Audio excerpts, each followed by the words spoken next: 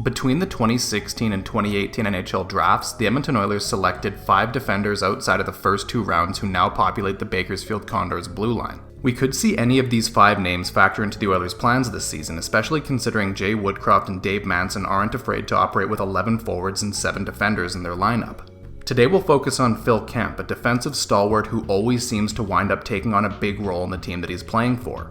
Kemp came up through the United States National Team Development Program as a junior. He captained the USA U17 team in 2015-16 and the U18 team in 2016-17. The fact that Kemp was the captain of these teams that featured names like Brady Tkachuk and Quinn Hughes speaks for the under-the-radar value that he provides that you won't see on the stat sheet. The role that Kemp played on those United States teams was the shutdown defender who allowed Hughes, his defensive partner, to take risks offensively.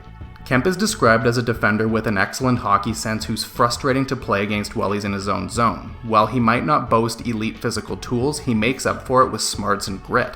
Kemp has never had much offense in his game. He scored 8 points in his first 2 NCAA seasons playing with Yale, and his career high at that level was 11 points in 32 games in his 3rd season. Kemp's NCAA career was ultimately cut short as all of the Ivy League schools canceled athletics in 2020-21 due to COVID-19, so he inked his entry-level deal with the Oilers and turned pro.